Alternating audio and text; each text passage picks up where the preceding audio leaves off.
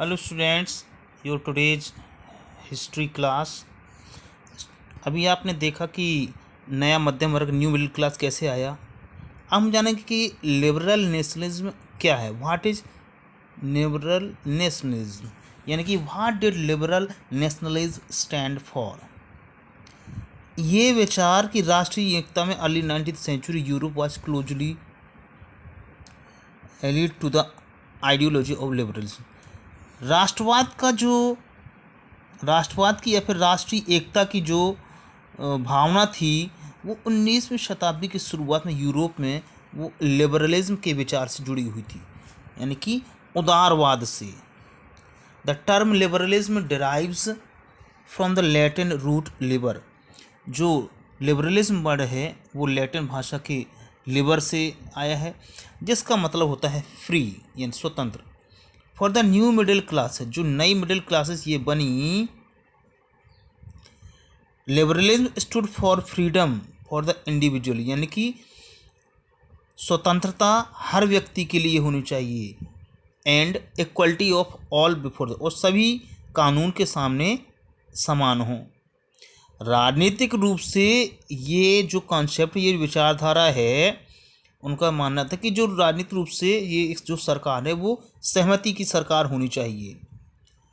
जब French revolution के समय से ही लिबरलिज्म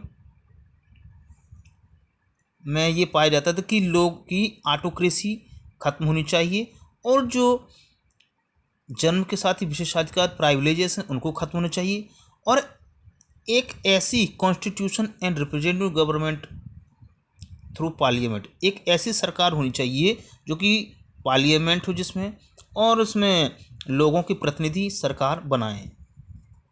19वीं शताब्दी में liberals also stressed the inviolability of private property, और उस समय जो लिबरल्स थे, उदारवाद के समर्थक थे, वो प्राइवेट प्रॉपर्टी के लिए भी सरकार पर अपने विचार रख रहे थे। हाँ, yet equality before the law did not necessarily stand for universal suffrage. ये बात अलग है कि कानून के सामने जो सभी बराबर हैं वो इस यूनिवर्सल सफरेज, यानी कि वोट देने के अधिकार पर इसका कोई महत्व नहीं था। क्योंकि आपको याद होगा जब फ्रांस में जब क्रांति हुई, which marked the first political experiment in liberal democracy, जहाँ पहले लिबरल डेमोक्रेसी आई यूरोप में सबसे पहले, वहाँ जो वोट देने का अधिकार था वो केवल ऐसे लोगों को था जिनके पास प्रॉपर्टी थी, जिनके पास ज़मीन जायदाद थी, और ऐसे पुरुष विदाउट प्रॉपर्टी जिनके पास कोई प्रॉपर्टी नहीं थी, और ऐसी महिलाएं, यानी कि सभी महिलाओं को ऐसे राजनीतिक अधिकारों से वंचित रखा गया, उन्हें वोट देने का अधिकार नहीं दिया गया था।